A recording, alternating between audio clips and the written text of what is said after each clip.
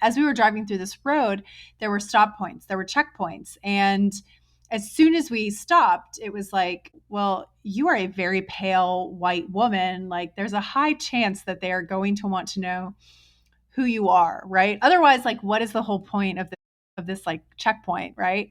And sure enough, they stopped the car. They pointed at me. They wanted to see my passport. Welcome to the Where Have You Been podcast. I'm your host, Bill Ream, and each week on the pod, I have conversations with incredible guests from all walks of life. Expect to hear funny, crazy, emotional, life-changing, and even sometimes life-threatening stories and experiences that will entertain and inspire you. As always, I appreciate your likes, subscriptions, ratings, and reviews wherever you are listening. It doesn't sound like much, but it truly helps the pod get to the ears of more people who may enjoy it. And check out the website, whybpodcast.com, for links to the socials where you can find pictures from the guests and their stories, and also buy merch if you're so inclined. Now let's get to this week's episode. Thank you for being here. Welcome back into another episode of the Where Have You Been podcast. Of course, I'm your host, Bill Ream. And today I have a special, very special guest, somebody who has grown up, I guess, sort of in the same general vicinity as where I live now. And so we have some things in common, and also is living the life that I would love to live. So without further ado, I have expat and blogger and fellow Pittsburgh area, former whatever you want to say, Angela. If you would be so kind as to introduce yourself to the listeners, who are you? Yeah, thanks. I feel like you were really holding back on using the term yinzer there, but I am a Pittsburgh native. My name is Angela Hanyak. I was born and raised in the Pittsburgh area. I lived in Westmoreland County until I was off, and then I was kind of off for good, I guess. I live currently in Frankfurt, Germany, and in between leaving Pittsburgh and the present day, I have lived in many different places. I've lived all over the United States, including New York City, Los Angeles, and Charleston, South Carolina. And a few years ago, I actually moved from Charleston to Frankfurt, Germany for a work opportunity. So that is where I'm still based now. And yeah, I really enjoy it.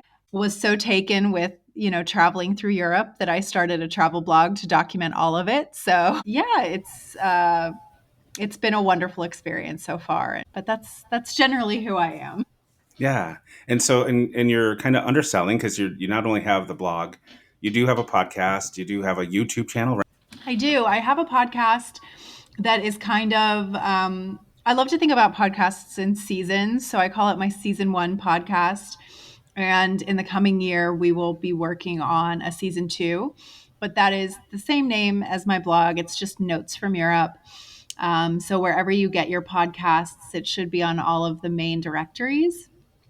I do also have a YouTube channel, which is the same general handle. It's Angela Notes from Europe. And on YouTube, I'm publishing weekly videos that are a mixture of, cinematic travel vlogs, and as well as just like talking head videos where I'm kind of explaining, just a, travel hack or something from my experience.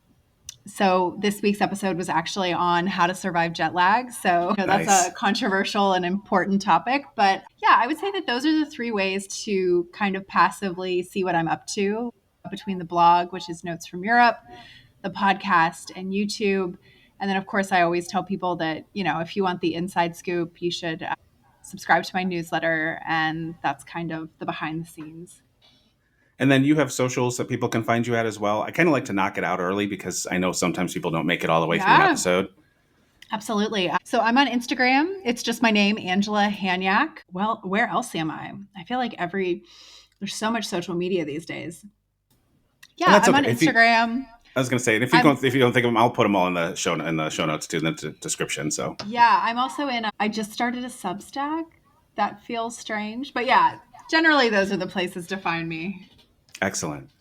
So when you started traveling, you moved around a bit when you were, I guess, younger, but before that, was like in your family, was travel a thing when you were growing up?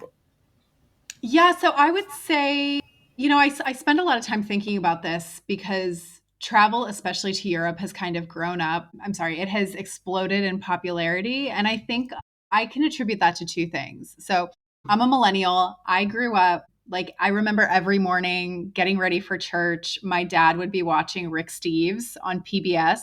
And of course, I'm sure it wasn't like every Sunday morning, but that's just the memory in my head. So watching Rick Steves Europe was just like a foundational sort of thing. And then the other experience that I have that I feel like I share with a lot of millennials is the number one vacation that I went on as a kid, right, was we went to Orlando and we went to Walt Disney World. And I think it's not uncommon for a lot of kids when they're, 13 or 14, you take that trip to Walt Disney World and you're kind of growing out of the Disney magic just a little bit.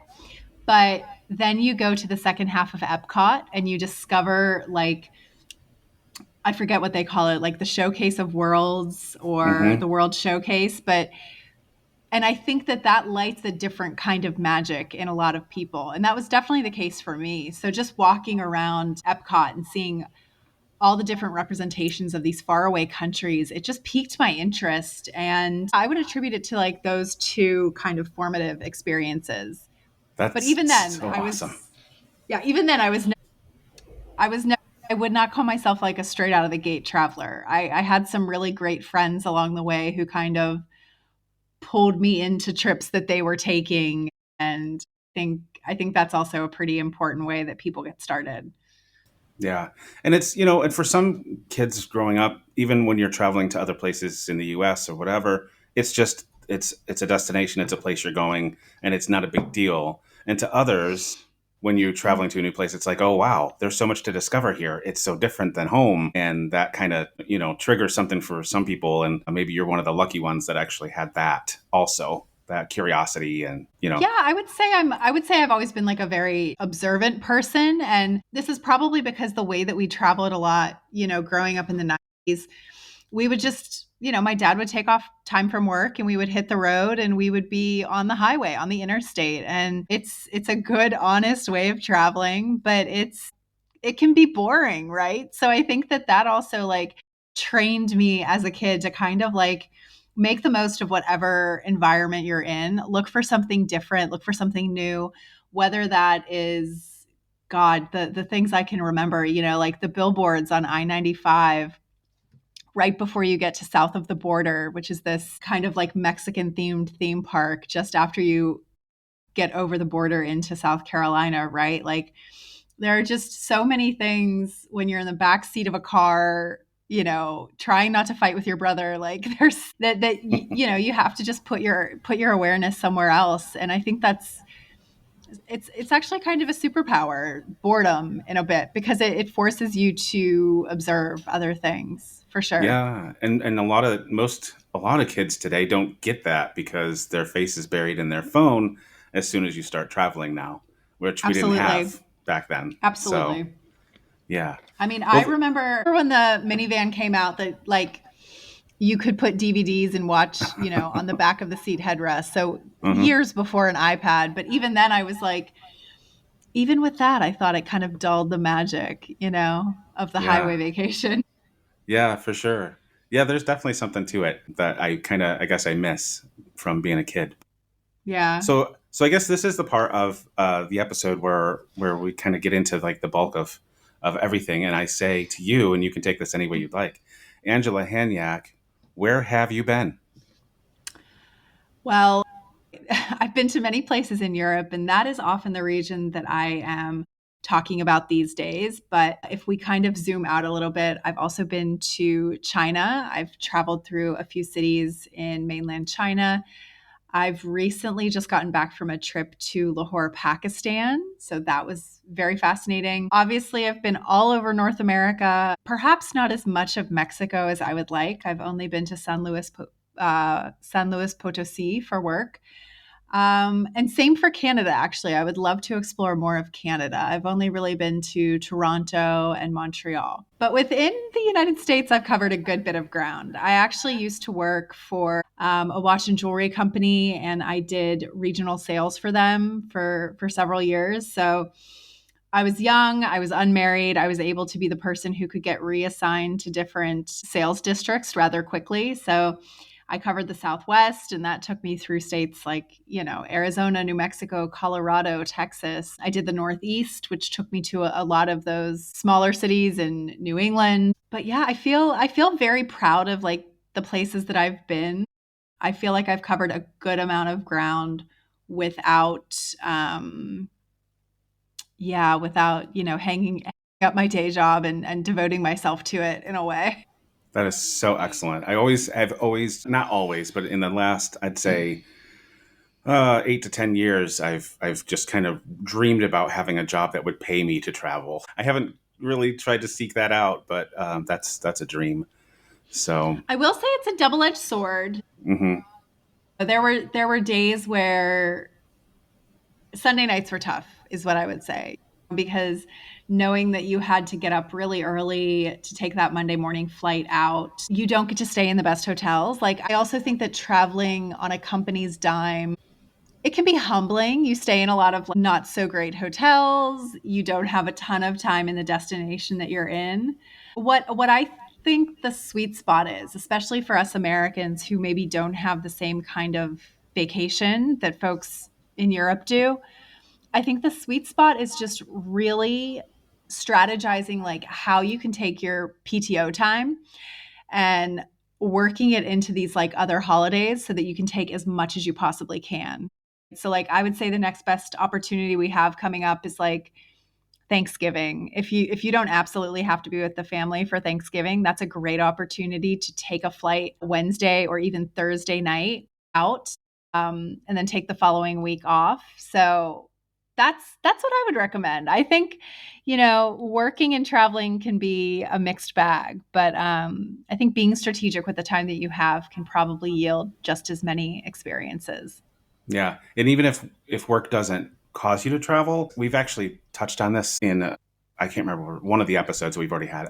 But a little travel hack, not that we do tips and tricks, but we can sprinkle some in here and there. A little travel hack is travel to Europe for Thanksgiving if you can, because they don't celebrate Thanksgiving. So Yeah. it's, people are at home usually in the States.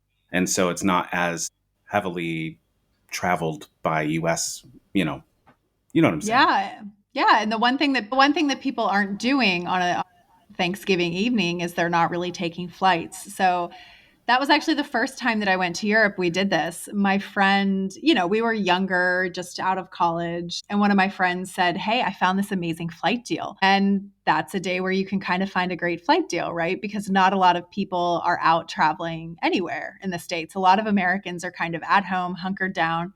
So if you're willing to travel on Thanksgiving, you can find a really fantastic flight. If you're flying to Europe, you are typically going to be taking an evening flight that gets you there in the morning. And I mean, you can even do it where you have dinner with the family and then fly out. So maybe if I can plant that bug in someone's ear, I will have done my duty for the day. Oh, and that's perfect. You get the early dinner and then you are passed out on the plane. Yeah, and listen, I'm gonna break the news to you. The Lions never win anyway, so you don't need to watch the football that's on. That's pretty much true. Although they're better now than they have been in years past. But so actually, can we start actually in Pakistan? Because that's Yeah, very that's interesting to me, and it's actually probably fresh in your mind. absolutely, yeah. Yeah. So my boyfriend is actually from Lahore, Pakistan. So he actually went to college in the United States. So he went to school in Durham, but he is, of course, from Lahore. He and I met in Germany, but we just decided like, hey, let's do this trip, go visit your family. And we were kind of, how can I say this?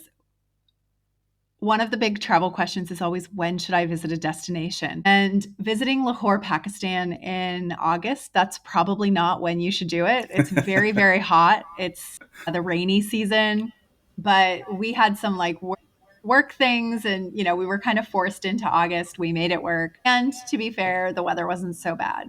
It was so fascinating. So Lahore is, for anyone that like maybe has a map in their brain, like it's a little bit northwest of India.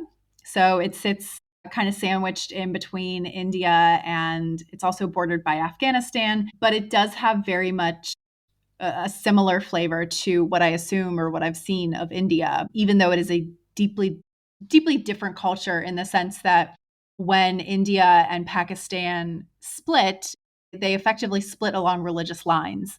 So Pakistan is a Muslim country. It's very proud to be a Muslim country. And one of the very cool things about the week that we happened to be in Lahore is that we were there for essentially Pakistan Independence Day, which was so incredibly cool just to see how excited people were to see the parties in the street. Parties is probably not the right word. It's more um, the culture of people like hopping in their car or hopping on their motorcycle and just driving through some of the biggest thoroughfares in Lahore, honking, waving flags. Like it was just such a fascinating experience. That's really cool. That's awesome. Good time to go. And you know what? And I've definitely, there have been times that I've traveled to places when it's not what you would think would be the ideal time to go. And it ends up being like the weather ends up being perfect, or maybe you might have a Yeah. bad day or two, but it's not nearly what you think it's going to be. I would say also, again, not a tip or trick, whatever, but I would say don't let something like that always deter you from, especially if you find a deal to get to somewhere. Yeah, I think for us, we were concerned about the weather being too hot. So you'll have to excuse me because I have kind of lost my ability to translate centigrade to Fahrenheit. So it's a very weird thing, but I now talk in Celsius, but it was 40 degrees Celsius, which Google tells me is like I was going to 104 say, degrees Fahrenheit. I was going to say, that's hot. Yeah, it was. So we were really concerned about like what can we do that's interesting, that's not just us sitting at the house the whole time.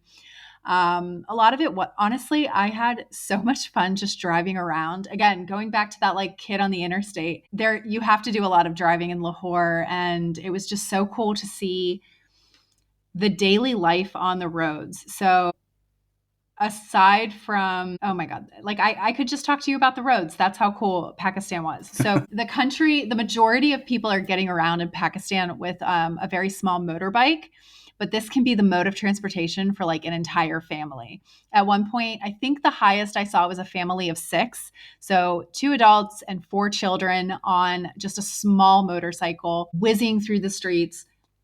Something that for me as a woman was wild to see is that women ride motorcycles in Pakistan side saddle. So, do you know what I mean when I say that? Like Yeah, they, yeah. yeah, So yeah, that their knees are together, yeah, essentially. exactly, exactly. It's a modesty thing, and I was just kind of fascinated. Like, how do you not fall off of the back of this motorcycle? And again, nobody's going that fast, but there are sections of the roadway where it's kind of moving quite fast. But so that's one thing that you just see so prevalently.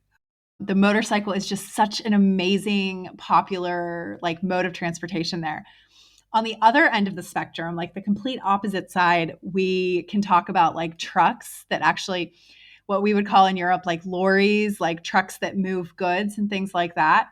So to be a truck driver in Pakistan, there's a huge amount of pride, right? So like truck drivers will purchase their trucks and they will paint the sides of them colorful, intricate, beautiful designs on the outsides of their trucks. And so my boyfriend even mentioned, he's like, yeah, this is like a thing. There have been anthropological studies about like truck drivers in this part of the world and how much care and pride they take in their trucks and how they decorate them. And for me, again, coming from Pittsburgh, it's a very working class area, and it's something I love, and I'm so proud to have been from there. And so to see in that totally distant like part of the world that like pride for somebody who's doing like a hardworking job, the way that they take pride, yeah, in their truck, I thought that was so incredibly cool. Yeah, that is very cool. When you were there, did you take advantage of the time to be able to just explore and see sights and things? Because who knows when you'll go back, right?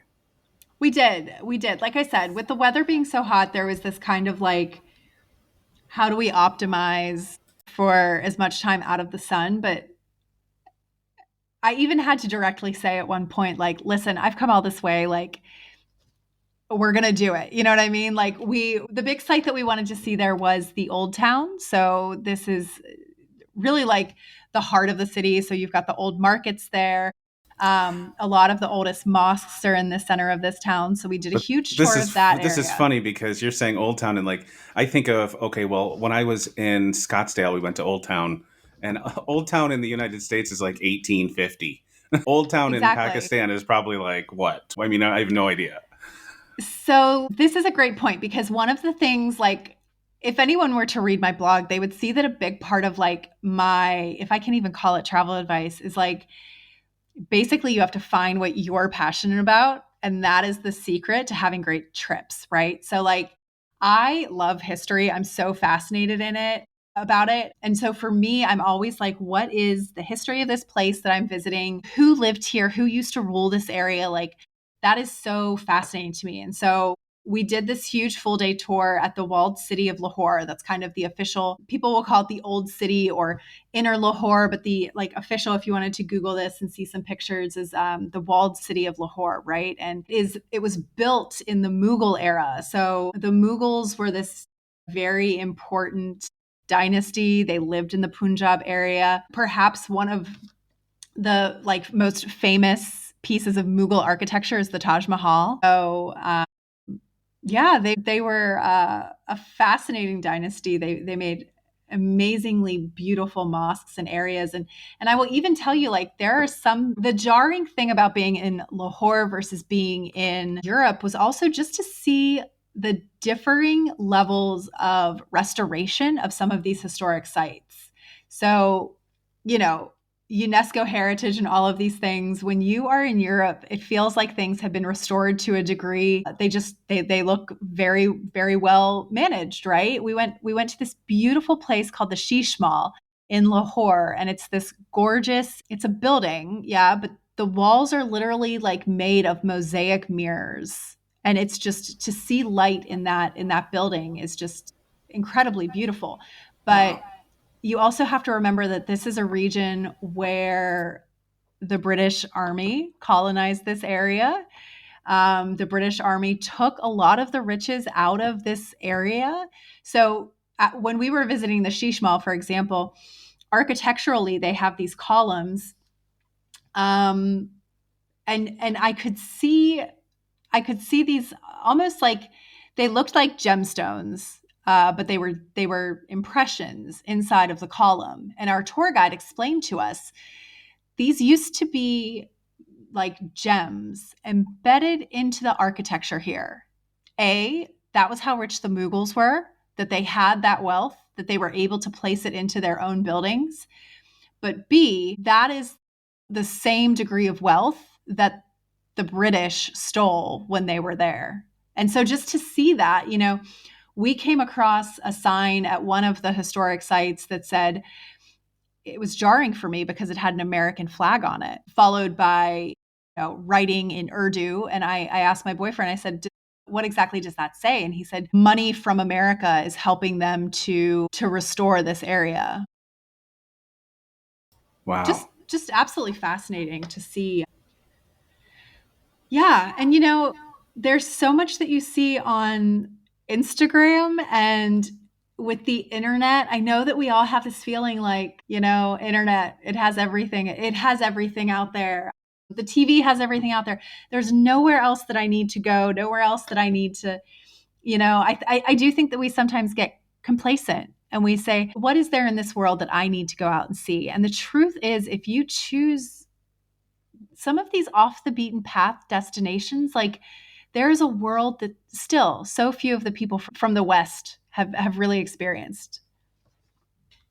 Well, and the other part of it too, I think that we need to remind ourselves of is we can only find on the internet what someone else chose to put out there. So Absolutely. not Yeah, only absolutely. not only sometimes are you getting skewed views of places or things or whatever, you're only getting like, yeah, you're getting sometimes biased information, I guess is what I'm trying to say. Yeah. And again, you're only getting information that someone deemed important enough to put out there. So yeah, when you actually travel to a place in person and see it for real, it's it's so completely different than what you're reading or Hmm. seeing.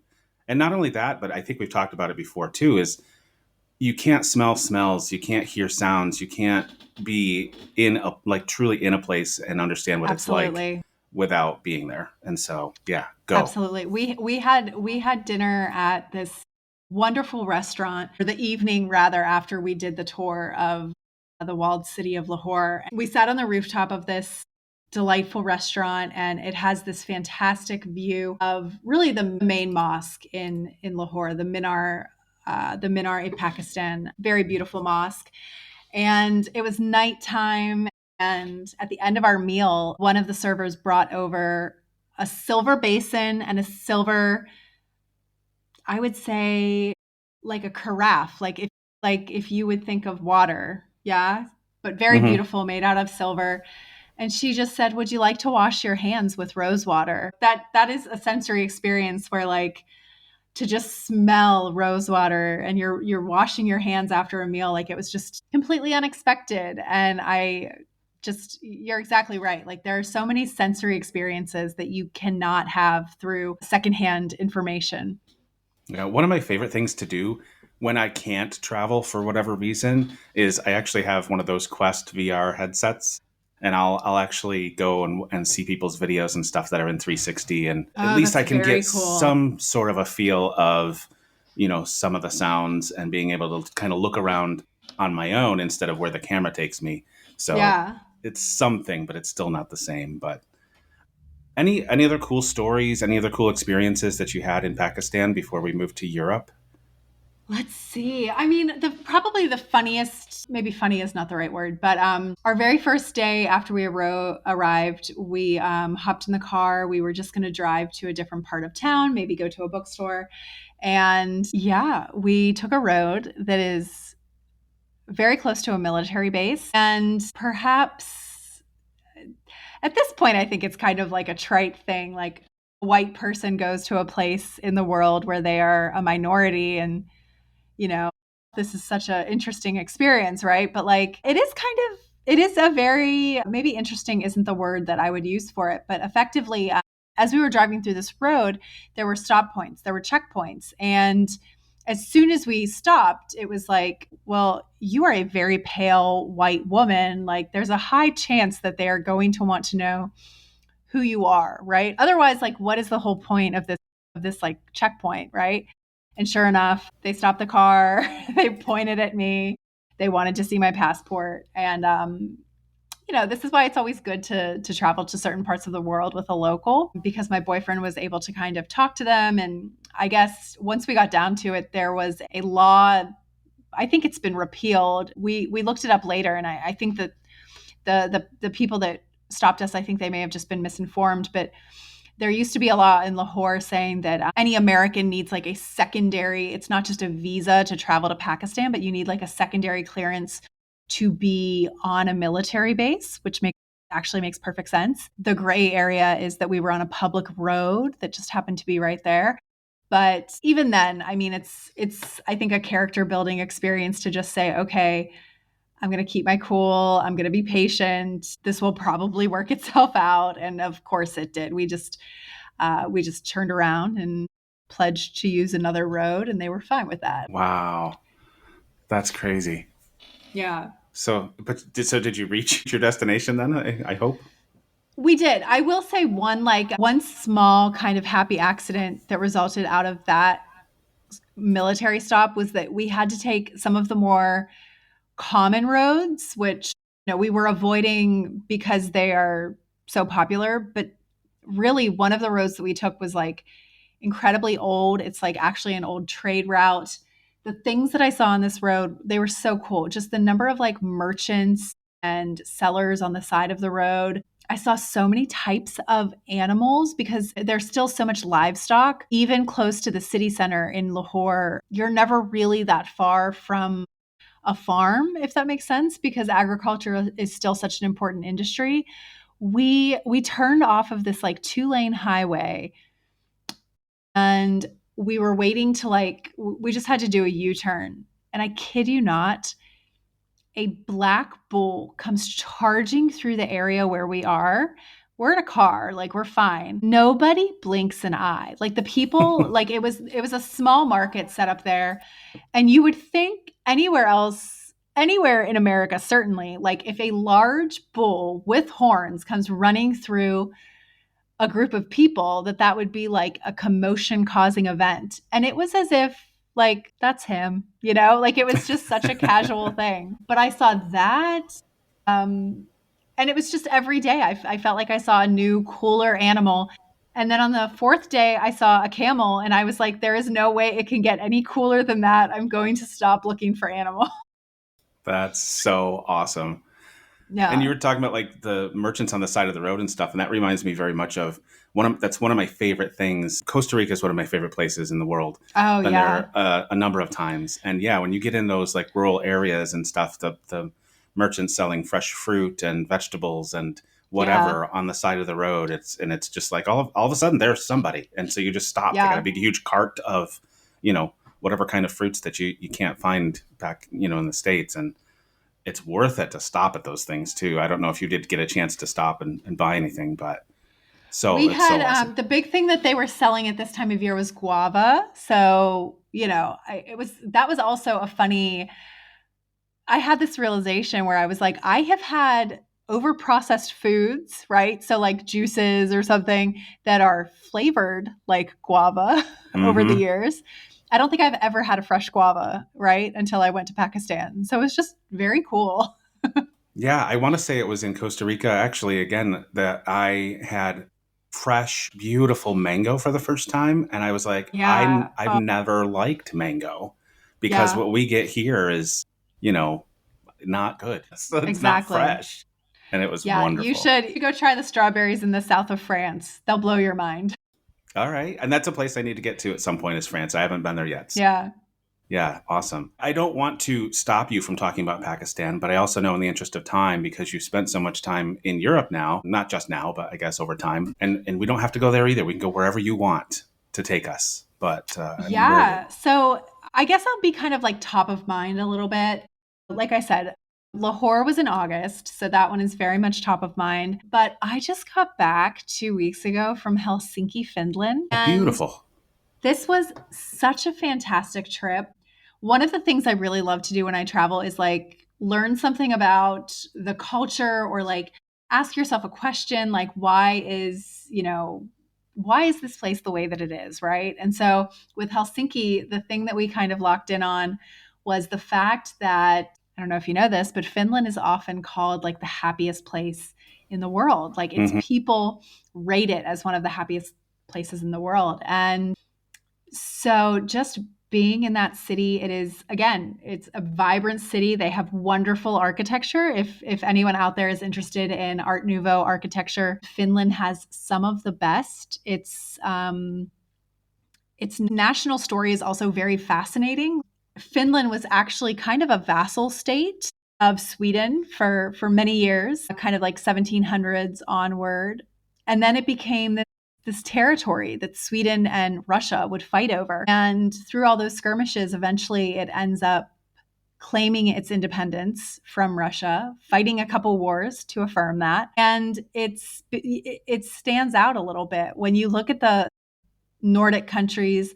A lot of them have monarchies, a lot of them have, a lot of wealth. And Finland is just a little tiny bit different, right? So Finland sits on the borders, small country, very close to Russia, and it has had to kind of be mindful of how it talks about Russia, of how it doesn't say anything bad about Russia, so that's very fascinating. But yeah, the city just, anyway, the reason I bring up all that history is that the country was gaining its independence in the 20s, 30s, 40s. It was a new country in that era. And so a lot of the buildings that they were building were these kind of temples to Finland as a new national identity. And the architecture of that time was very much what we in America sometimes think of as like Art Deco, but like we would call it like Art Nouveau. So if you love buildings and fascinating buildings, even if you just like to Google this, I would encourage people listening to Google the Helsinki train station, which is just so cool. But for me, I love architecture. So that was a really enjoyable part. But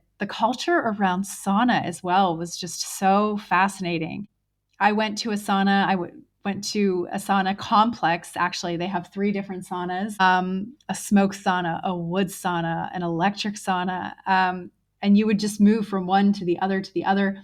And at the end of each kind of mini session, which lasts, let's say, like 10 minutes, let's be honest, they last as long as you can stand the heat, right? Right. But at the end of this, the sauna complex was right on the water. So you could hop into the Baltic Sea. And just that experience, like, it's one thing to go and be in nature and go hiking or do something like that, but it was so cool to just actually be able to enjoy, a proper Finnish sauna. And did you feel like, how do I want to say this? Not spiritual necessarily, but like, did you actually feel like your body like responding to this stuff? Like, did it make you feel healthy? Does that make sense? Am I asking properly? Yeah, no, this is how I'll describe it. So, saunas are very popular in all of Europe. So, like, everyone's gym has a sauna. What was different about the Finnish experience is that they have this concept called loli. Yeah. And loli is like, if you were to directly translate that word, it would just be steam. But what it really means, and I kind of locked in on this because I thought it was so cool, but what loli means is it's like the steam that is produced when the water is poured onto the hot stones in a sauna. In that moment, the steam is incredibly strong to the point that like breathing it in can even be a little uncomfortable. But then as a little bit of time passes, that steam will mellow out a bit, right? And it will fill the room with a more comfortable kind of steam, a more comfortable heat. And so that whole concept of loli is like being able to enjoy a sauna even in the intense parts right after the water hits the stones, but also in the more like languid parts where the steam is dissipating through the room, becoming less hot. Um, and some Finns will even say to each other, like, allegedly, this is what my research tells me, that they will say things like, have a good loli, because it's like, that is the experience. The experience is going from like intense heat to languid, mild heat. And that was That's really very cool. cool. And then being able to, after you're done with that, like you said, just jump into the Baltic Sea, which I don't know what the temperature's like, but I can't imagine it's super warm. It's very, very, very cold. I tried to Okay, take a that's what I picture of thought. it. I tried to take a video of it, and so silly. I spent so much time, like, I have this camera that I guess I don't know all the features, but I spent all this time trying to get the camera to follow me. I set it up Yeah. at the base of these little steps, and I jump into the water. Now, first of all, I like cannonball into the water. It's not that deep. I like scrape my toe on the bottom of on something, on rocks or whatever. And I come up out of the water and I turn off the camera, and then I walk a few more steps up to get my towel. And I think to myself, I did all that, but did I hit record? Oh, God. Did you?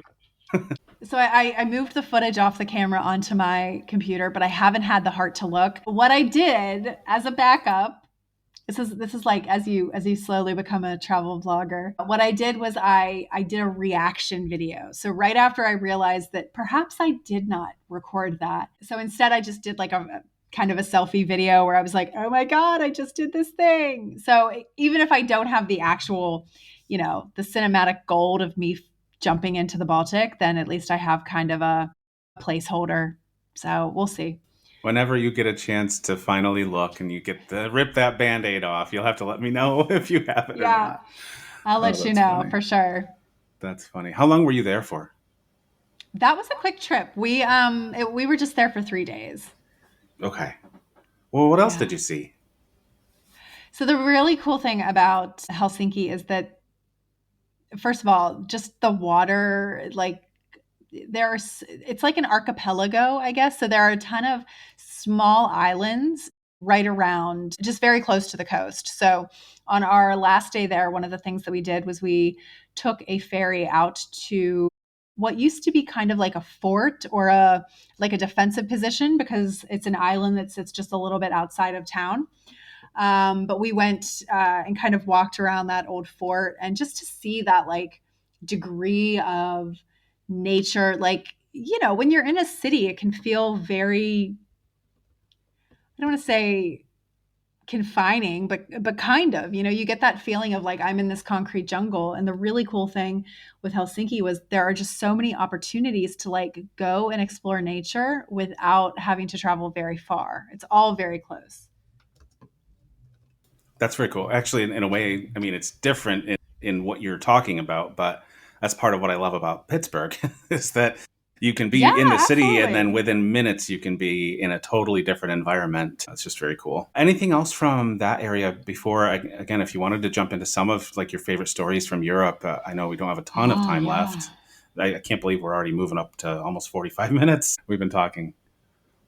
These are good things to talk about, though, right? Yeah, So we've absolutely. talked about Pakistan, Uh-huh. Finland. And listen, I say this to all of my guests that when we're having a good time, if we end up the worst possible thing that could happen is we decide we have to do a second episode down the road. That's all. You Yeah, know, I exactly. mean, no big deal. Exactly. I honestly, I would like stick with the theme kind of like top of mind because the other place that I've most recently been is Antwerp, Belgium. And this for me is a destination that's the whole trip, it's kind of a study in expectations, right? So I feel like everybody thinks to travel to the Netherlands, everybody thinks to travel to France, which is just to the south of Belgium. And when it comes to Belgium, you know, you kind of put it to the side and you say, yeah, that's a place where they have really good beer and they have a ton of chocolate. And I guess the EU is there if you go to Brussels. And for some of those reasons, like I really hadn't traveled to Belgium. Like after I moved here to Europe, I guess I'll say there are sexier places in Europe, right? So it's like as soon as you move to Europe, I got to get to Italy. I want to do this trip to France. Like there are just so many things that are kind of pulling you um, to take a trip, right? And so one of the great things about living in Europe a little bit longer, I'm about to be going on year 7, but the great thing is that you can now explore some of these like less popular destinations. And I have got to say, Belgium has just been like the most surprisingly pleasant place to travel to. I've been to like Ghent and Liège, and I knew I would. I just really enjoy Belgium. So a few, I guess 2 weeks ago, no, not 2 weeks ago, Angela, do math. 2 months ago now, a month and a half, I don't know. End of August, I went to Antwerp, which is like again, people will say like, "Oh, Antwerp, it's like the diamond capital." And it's like, "Great. Yeah, that's wonderful." You're not going to see any of that. There are some stores, there are diamond stores next to the train station. That's not what that city is about if you're a visitor.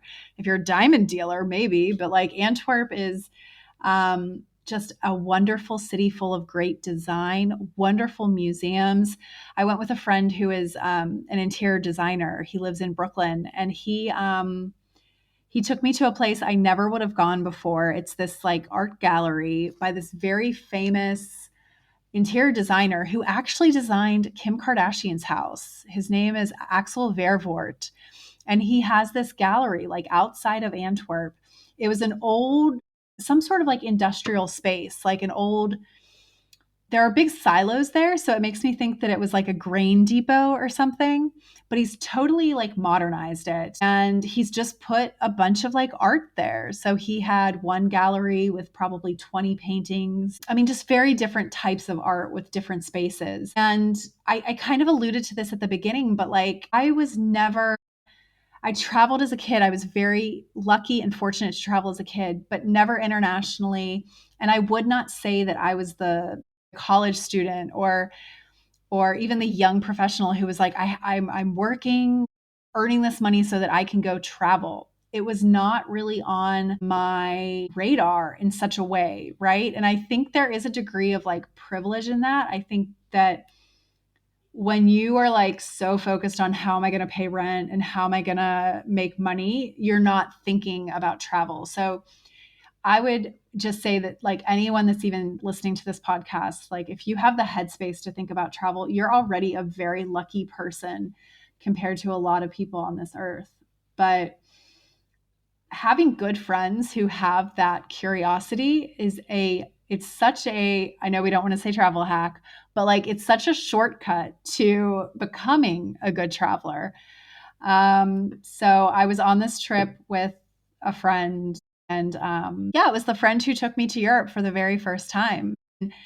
There are things that you don't know how to do because you've never done them before. And I remember the first time we were traveling through like Vienna, and he showed me how to like store my luggage at the train station so that I could explore a city without having a hotel in that city, right? So like when you're traveling through Europe and you want to stop somewhere but you're not going to stay for the night, you get there early in the morning, you store your bag in a luggage locker, Yeah, and they're you not that explore. expensive. Super cheap, but like I would say I'm not like a I'm I'm a bright girl, but I had no idea that that was a thing you could do. You know what I mean? So like And I think I it's funny you're just saying that about like Vienna because I think that might have been one of the first places that we did that as well. We did that when we were traveling around. We were doing Christmas markets like through Prague, oh and my we went gosh. into Germany. We went through Austria, and yeah, it was that was we were doing that a lot at the train stations, locking up the Yeah. bags. Because I guess why lug them around all day? But yeah, you have to know that I that's guess a I'm thing. just yeah, I guess I'm just like having this, it's funny because that's the live stream that I just did was with this same friend, and it was about Christmas markets. But yeah, I guess I'm just kind of reflecting on the fact like I know solo travel is like so chic right now, but like it's really wonderful to be able to travel with your friends, not only because you get to kind of like spend time with your friend, but it's also great because it's just like being that kid in the back seat of the car on the highway, right? It's like having someone there that will move your focus in a different direction. It's just like when you're a kid and your brother says like, "Hey, look at that billboard over there." You know, like I think that's the ultimate travel hack is to kind of have somebody that broadens your horizon even within the same trip, you know, by saying, "Hey, we could go do this thing." And it may not necessarily be a thing you would have done by yourself, but I want to go try it out. What do you think? I've had so many cool travel experiences just in that way where someone I'm traveling with is kind of drawn by their own interest and I'm just lucky enough to be along for the ride, you know? Can you tell me any of them? Yeah, so in Antwerp, this would definitely be the one. So we went to this art gallery. Obviously, the city has like a museum. It has several museums, but you know, I don't know that I necessarily would have taken an Uber like 30 minutes outside of Antwerp to this kind of reclaimed industrial site that's now a gallery. But I did it because my friend wanted to, and I thought it was incredibly cool, you know? Yeah.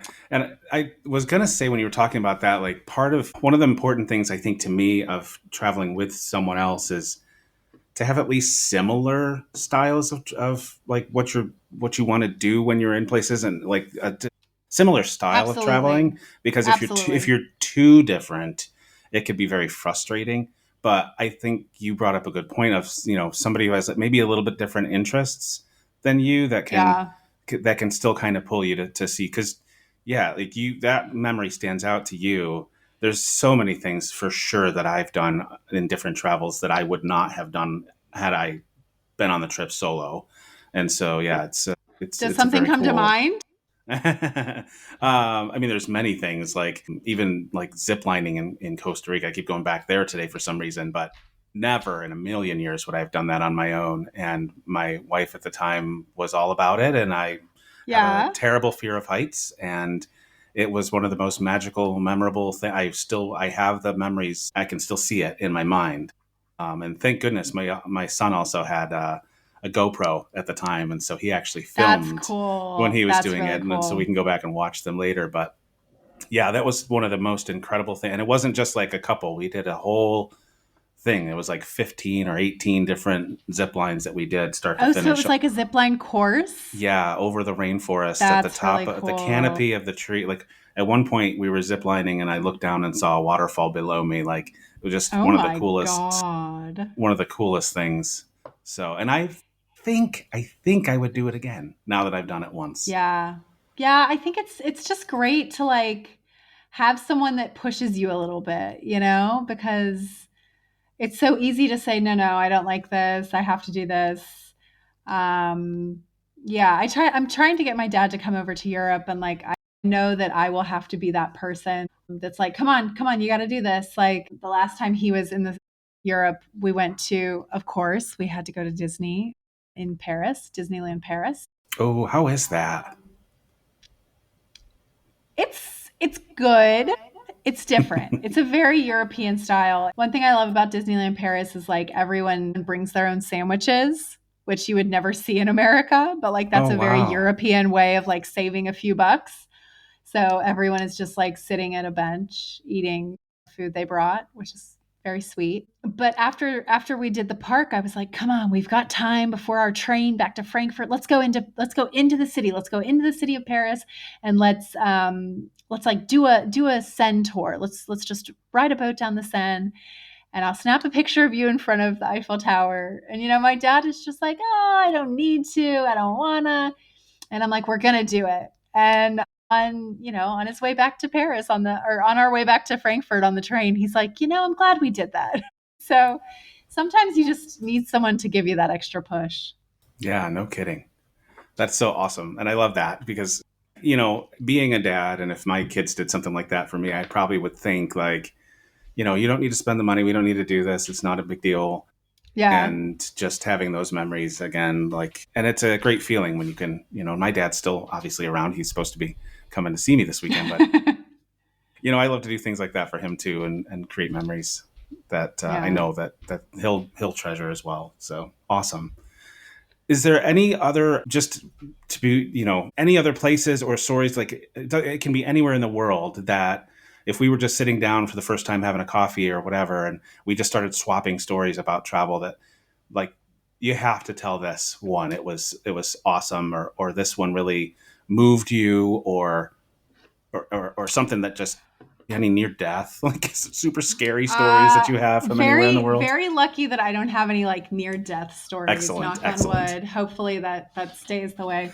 There are some stories where they're not really stories at all, like nothing really happens, but you just look back on them very fondly. For that one, I would probably just recall like being in Dublin on a Saturday night and traveling by myself, so not having really anything to do. And I just went to this one little pub that did kind of like traditional Irish music, and that was just a wonderful ambiance to sit there and just listen to some live musicians playing the music of that country. Yeah, just, that like warm pub kind of feeling. That one always stands out to me. And is it really that different? I can kind of feel like, I've never been to Ireland, but I can kind of feel like what it would be like to be in a true Irish pub. Yeah. It's So, like it's a little crowded, maybe a little smoky. Everyone's drinking a Guinness, but very unpretentious. It doesn't really matter what you're wearing. Nobody's got high-heeled shoes on. It's just a very come as you are kind of laid back scene. It's really great. and just people just enjoying life. Yeah, and also enjoying the music. You know what I mean? Like nobody's on their phone. Everyone's just kind of eyes locked on the show. And that's also a unique thing to see these days. That's very awesome. Okay, well, this is what I'll say. I think we probably should do this again at some point in time, because I think Yeah, you still have so much that you haven't shared with us. And you're still going to continue to travel too, I'm sure. So, absolutely. well, let's do this. Let's jump into the final five questions. And Okay. if anything, feel free to go into as much detail with the answers as you'd like to. I'm not on a time crunch. I don't have a stew cooking. So, but yeah, if you're ready, we'll jump in. Let's do it. Question number one is, of all of the places in the world that you've ever been, and I phrase this carefully, what was the most memorable meal experience that you've ever had? Oh my gosh. I feel like I'm on a trivia quiz show and there's a right answer and I can't ruin it. Well, there's no wrong answers. Let's say that. Oh my god, actually I know what this one's very easy for me. It was in the trip when we did It was the Christmas market trip in 2013. My friends and I flew into Vienna. We went to Bratislava for the day. My family is, many generations back, but they are originally from Slovakia. So I was very excited to go to Slovakia. And all I wanted to do was eat pierogies in Slovakia. This felt very traditional to me. And we made the mistake of going somewhere, very close to the train station or something like that in the old town. The definition of a tourist trap. And, we only had the day in Bratislava. And after that meal, I was kind of convinced that the entire day was shot. Like that was my one chance to eat in Slovakia on that trip. And I had somehow ruined it. And we were walking through the streets and I heard a girl say something in English, and I almost like grabbed her, like I spun around and I said, "Do you speak English? Could you tell us somewhere where we could go to eat?" Because I was like not going to be defeated. I wanted to have a good meal in Slovakia.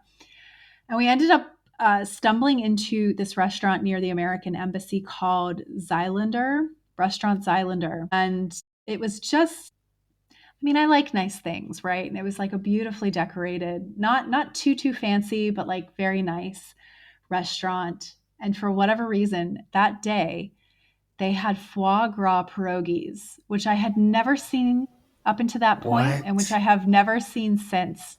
It was like a special that they were doing. And it was just such a wonderful like 180 of, turning my food experience in Slovakia from bad to something magical. And it was really just it was fantastic, like a wonderful plate of pierogies and beautiful ambiance. And that is high on my list of places I want to go back to someday soon, is to that restaurant.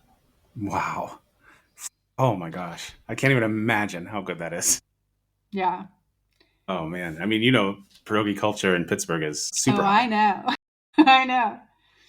Oh, that's awesome. Okay. Question number 2 is, of all the places in the world that you have been, if I was to say to you, Angela, here's a free trip, where would you say, no, thank you, I don't want to go back?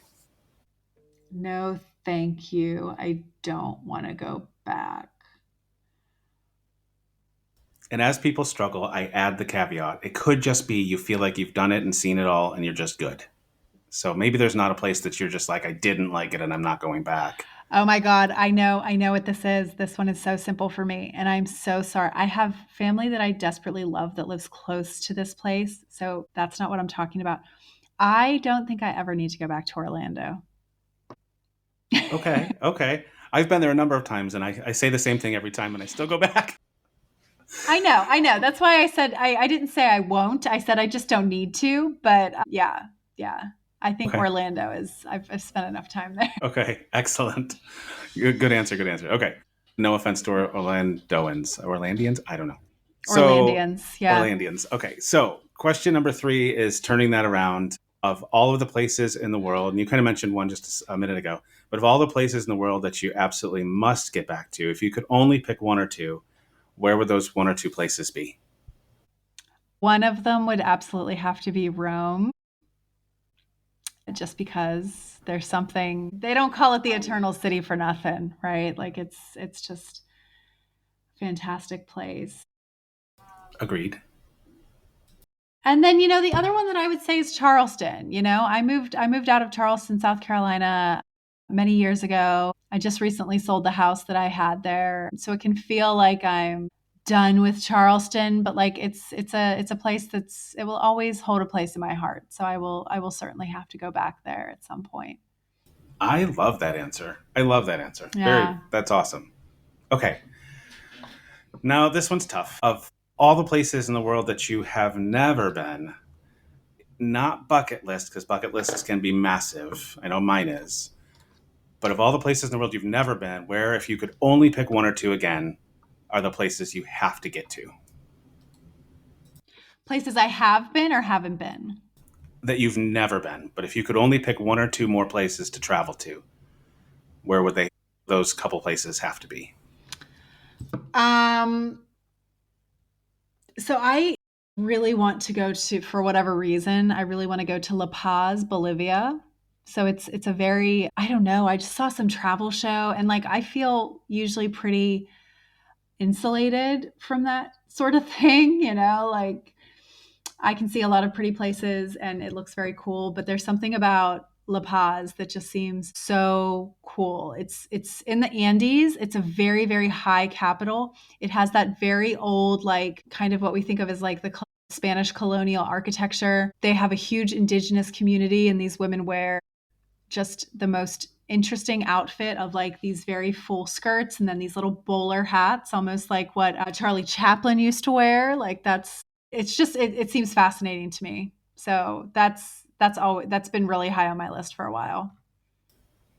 I've never heard someone say that, so that's awesome. I've heard of Yeah. of La Paz. I just never thought of going there. Is there anywhere else that jumps out, or is that kind of the place if you had to just choose one?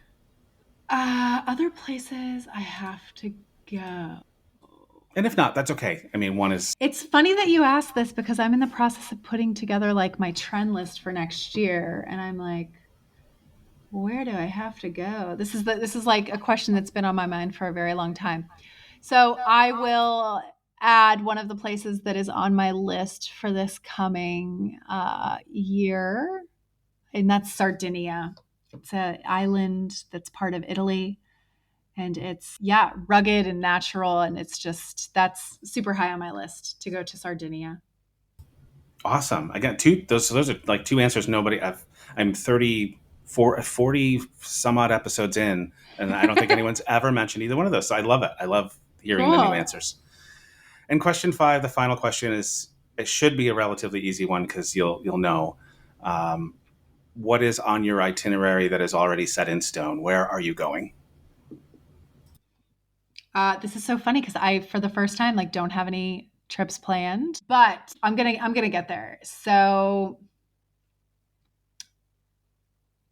the place that I am going to go, I feel like I'm committing to something that hasn't been booked, but Sevilla, Spain. Sevilla is a city in the Andalusia region of Spain. So it's in southern Spain. And for many, many centuries, it was ruled by the Muslims. So it has this very beautiful architecture where it has kind of Moorish architecture. It has some more Christian architecture. And it is just, it seems like an amazing destination. And a friend who was just there summed it up by saying, run, don't walk. So that's where I'm going to go next. Wow. And I love that you're choosing these places that are not necessarily like the travel destinations people go to, even in a country that people like to travel to, which is Spain. Yeah. It's still not, Yeah. It's not a city that most people would think of. I love it. And I can't wait to hear stories from these places from you when we get a chance to talk again. Is there anything else that you'd like to add or say, or anything else that came to mind before we wrap things up? No, thank you so much for the conversation. I think it was like really well structured and very well guided. So thank you. And I guess we can thank your brother for connecting us. Yeah. Because Thanks, Phil. he and I just happened to meet in the strangest of ways. And I don't know how the podcast even came up. And he was like, "Oh, you got to talk to my sister." And I'm like, "Well, let's do it." So yeah, thank you for coming on. Thank you for spending this time with me. Yeah, absolutely. And I guess hopefully we will talk again. I will definitely be checking out your YouTube channel and trying to keep up with what you're doing and your blog and all that stuff. So, and I encourage everyone else to do that as well. So thanks again. And hope your thank you so much. stew is fantastic. Thank you. Thank you. I appreciate that. And there's another episode of the Where Have You Been podcast in the books. Thank you so much for listening today. It was another great guest with some great stories, as always, and I hope that you will support all of the guests by checking out the show notes and going to their web pages, seeing any socials and projects that they may have going on. And please, again, I'll ask as always to like, subscribe, rate, and review the podcast.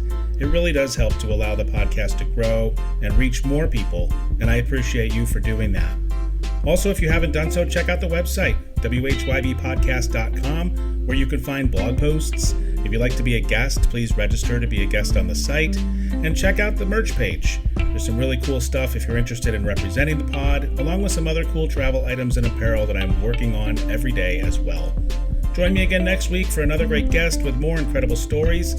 New episodes drop every Sunday just after midnight Eastern Time. Until then, thank you for being here and have a great day.